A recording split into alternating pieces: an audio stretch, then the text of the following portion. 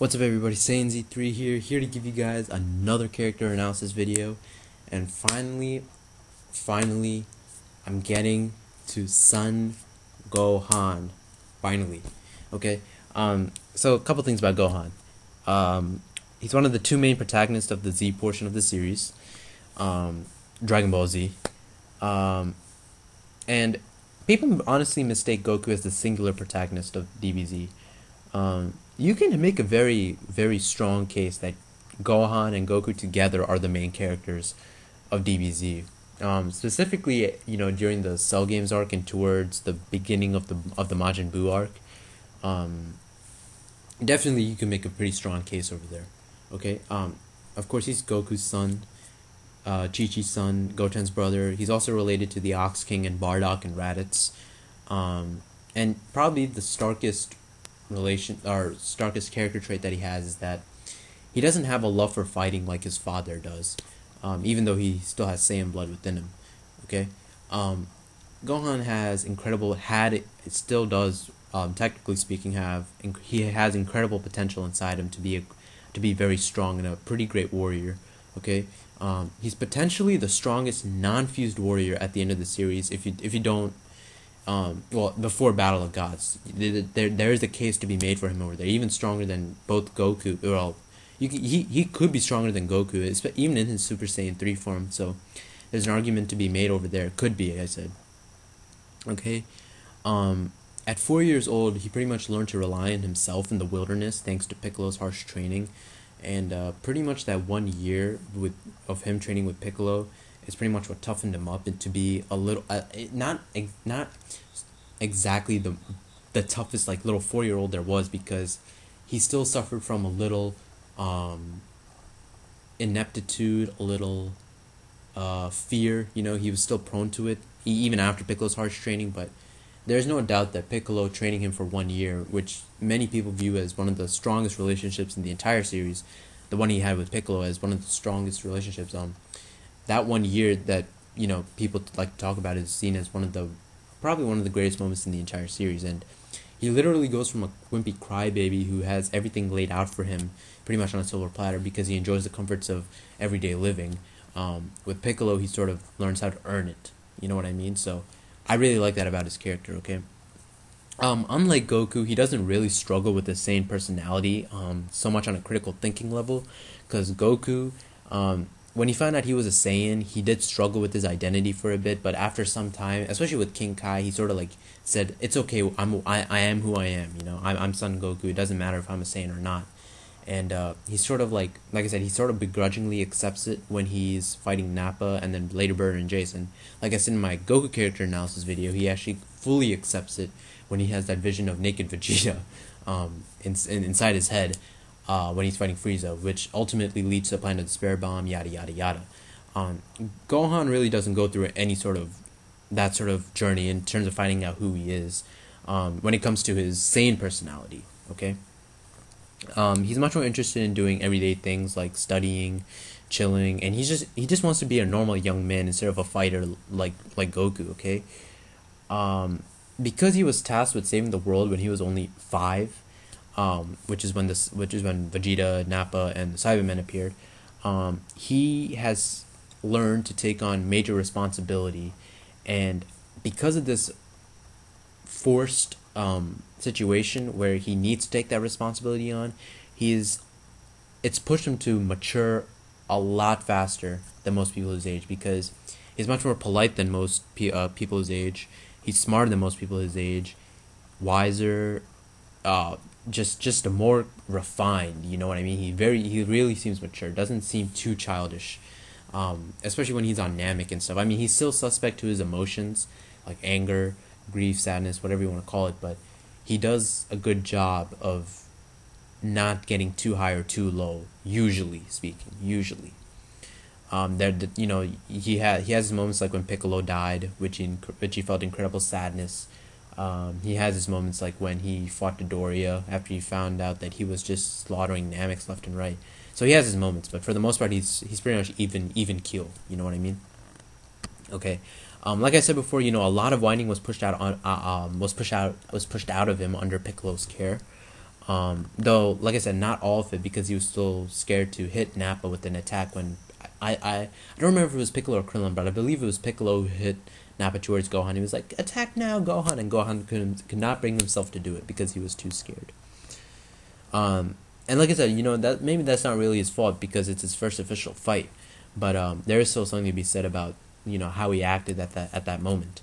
Okay, but even at the same age, he was willing to sacrifice himself along with the dying planet Namek just to kill Frieza all at 5. If you guys don't remember this, basically it's during the Super Saiyan Goku versus Frieza fight, and Frieza had just finished powering up to 100%, his full power. In the anime and even in the manga, he pushes Goku deep towards the ocean, and it's before the wish by this is actually before the wish by Porunga or Shenron. I forget which dragon it was, but I think it was Shenron. I might be mistaken about that, but it was to wish everyone back to life, and Goku was still underneath the seas, and Gohan went back to try and sort of like save his dad or to at least try to finish off Frieza, and he finds him there, and he finds Frieza's the only one standing, which means that he thinks his father is dead. Okay, and basically he fights Frieza, and he holds him off for a little bit, but of course Gohan's too weak at that point to kill him on his own. So Gohan comes up with the plan to keep Frieza occupied until Namek blows up. Okay, now think about it. We have a 5-year-old kid willing to do that. Okay, now maybe it wasn't the exactly smartest plan because Piccolo was still on the planet, and as we find out later, even if the planet blew up, Frieza still would not have died. Because Frieza survived when he was cut in half. Okay, he was still alive when the planet exploded. So it probably his plan probably would not have worked for the best, but the fact that he was willing to go to such lengths to do it just shows incredible maturity on his part, and I really like that about his character. That was one of my favorite parts, See, Kid Gohan is actually my favorite phase for that character. I love Kid Gohan. A lot of people will say Cell Games Gohan, and I know some people loathe Buu Saga Gohan, which I'll get into later in this video, but Kid Gohan was definitely my favorite version of the character. Okay, and then we transition into the Cell arc. Probably his best moment in the Cell arc was during the hyperbolic time chamber training with Goku before he transformed into a Super Saiyan, when he realized how helpless he was, how much of a burden he was on his people. When I say his people, I mean like his friends, the Z Fighters, and how much he needed to be saved. And he just learned to not be that kind of person anymore. He doesn't need to rely on others, and he finally becomes much more independent than he was in either the Namek or the Saiyan Saga. And it's kind of cool just to see him go from this wimpy kid into that responsible of a guy who's just who's at that point is only 10 years old. Well, he's about to be 10 when he leaves the hyperbolic time chamber, but still, it's really cool. He's still only 10 years old at that point, and he's so freaking mature. It's awesome, before that, though, there's a moment where he's hit by Goku when going to try and save Piccolo. What happened was, if you guys remember the moment where First Form Cell blasted Piccolo through the chest and threw him into the water, / the ocean, and we all believed Piccolo was dead by then. Gohan went to go and try to save Piccolo at that point, but Goku intentionally hits him to not do that. One, to save his life, and two, Goku had to do it because it was for the greater good. You know what I mean? And Gohan, he understands this. At this point, he understands that their sacrifices have to be made, to get the job that whatever it is you want done. Okay, and sometimes it has to be major. Okay, and he realizes this when Goku dies against Cell. Again, he realizes it again when he fights Goku, or when Goku dies against Cell during the Cell games. So that's also pretty nice to see. Is there anything else? Okay, yeah. And I just want to talk about that situation where he was hit by Goku and stuff, because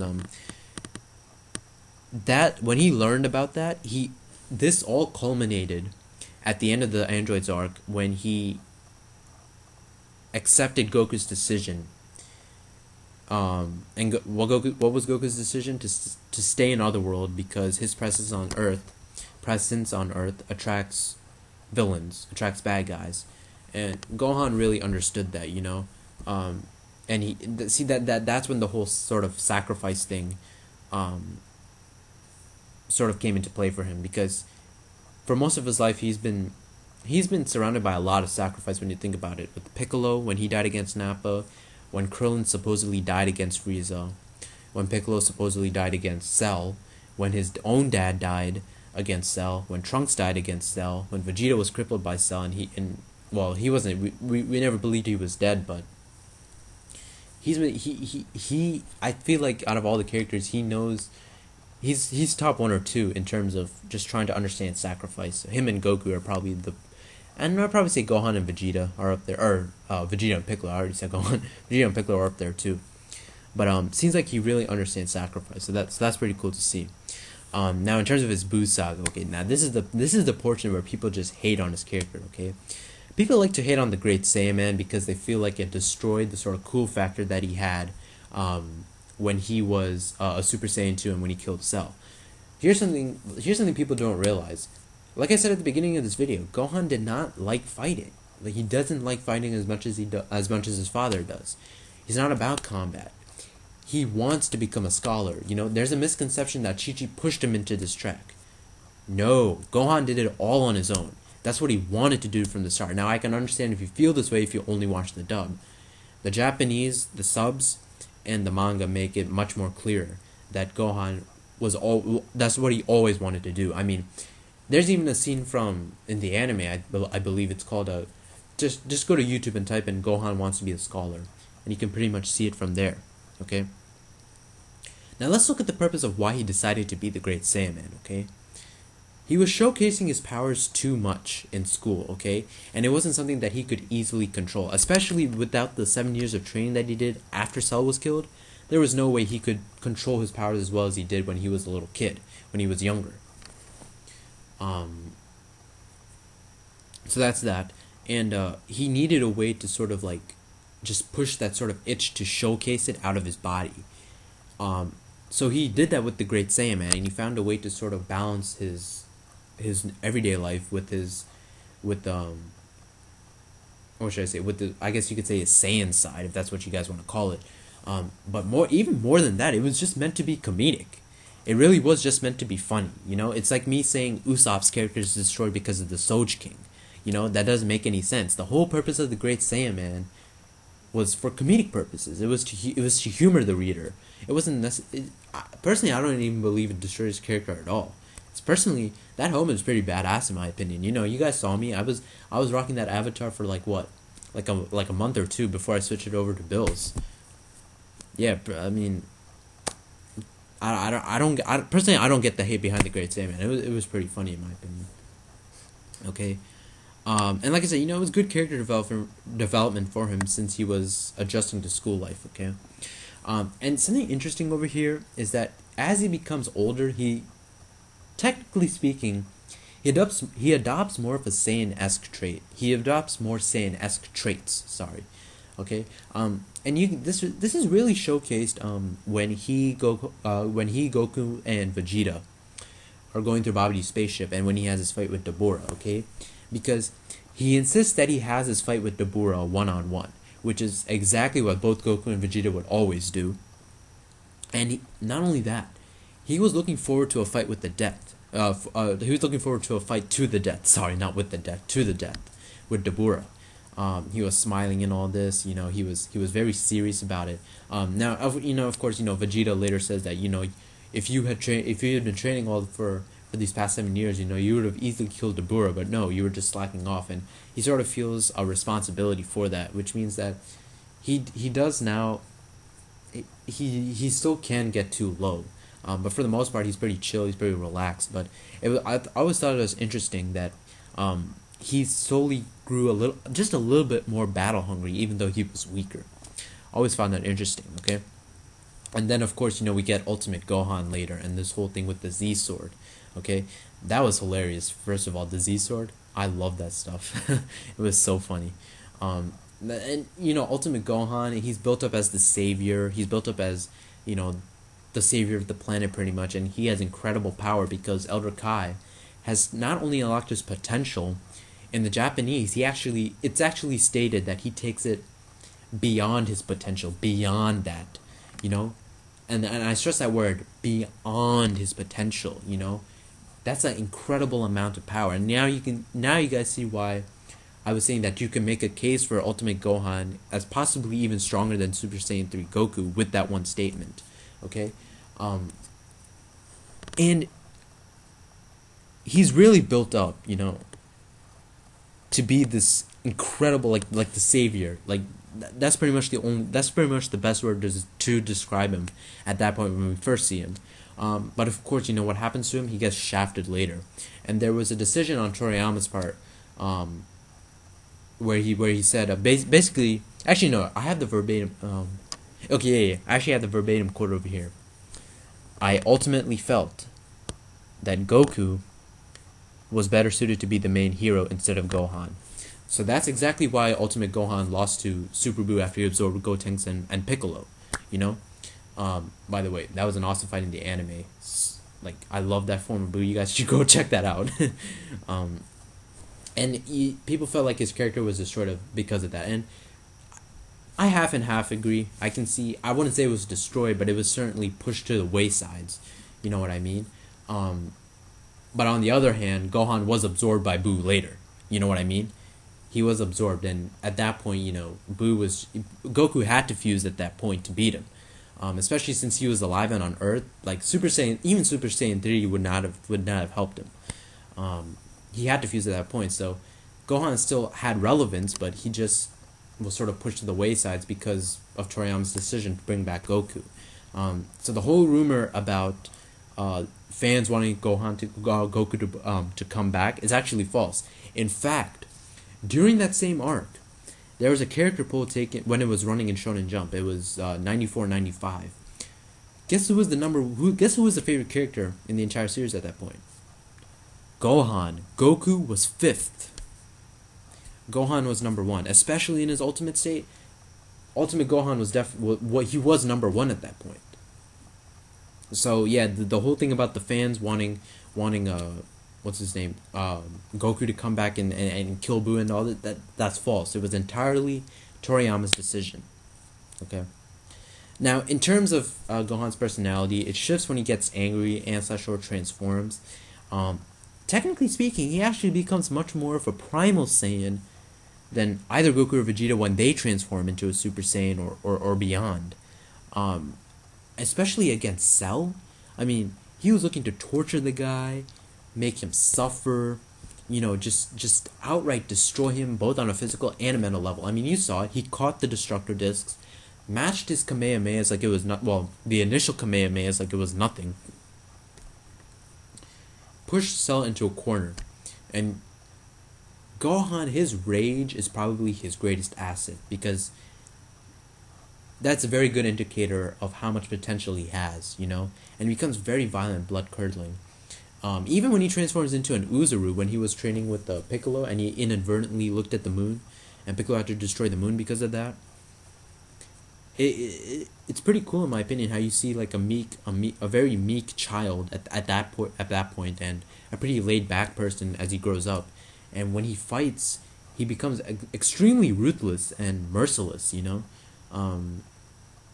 Pretty cool to see that sort of dynamic in his character. Okay.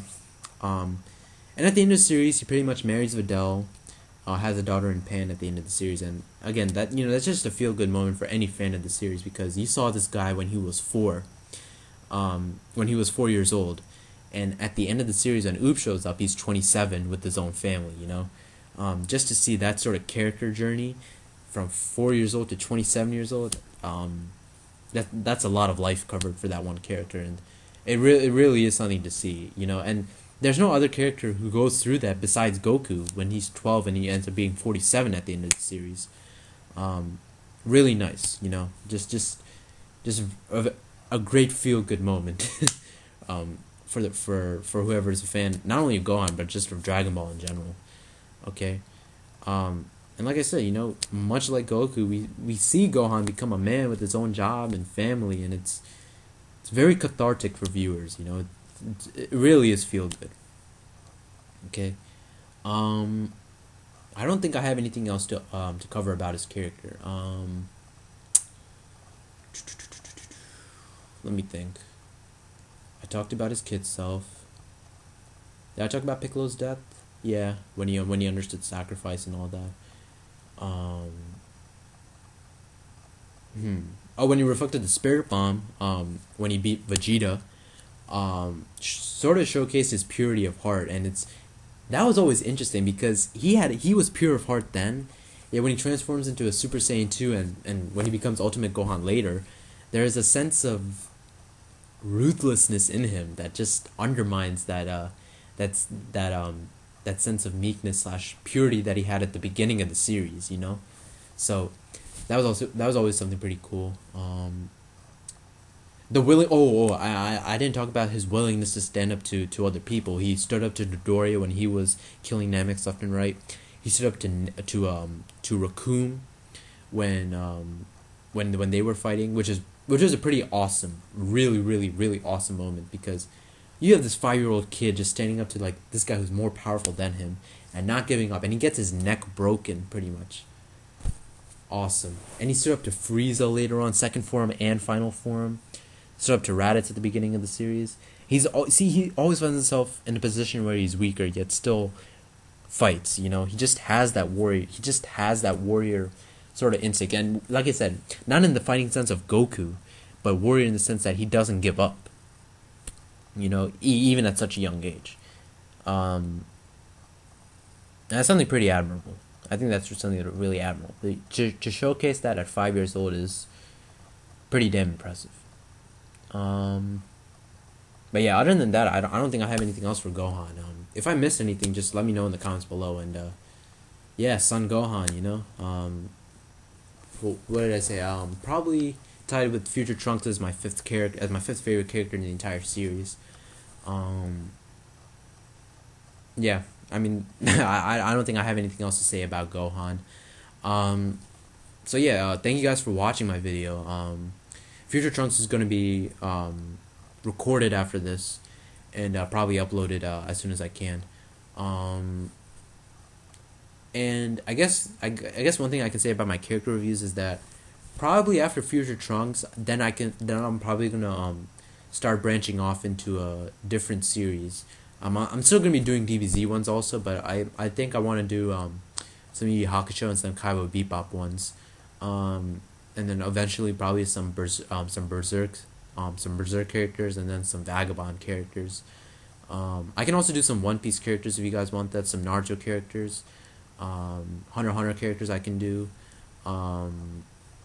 Bleach characters. See, I want to reread Bleach later. So I think I'm gonna hold off on Bleach characters for now. But yeah, I'm after Future Trunks, that should excite a lot of you because I know a lot of you guys like some other series about there, and I can understand. I do a lot of DBZ on this channel, and it can get a little tiring, especially with me. Listen, if your feed is probably filled with me liking DBZ vid after DBZ vid, so I understand. DBZ is my thing, but it can get a little tiring after some time. So yeah, I definitely understand it. So I will be doing other characters after Future Trunks. I'll still also do DBZ characters, but I probably won't do it as frequently, right? So that's enough about that. I left you. Wow, 24 minutes. I don't want to keep you guys waiting here any longer. I want to get this Future Trunks video out the way next. So thank you guys for watching. Yeah, and that's it. Peace.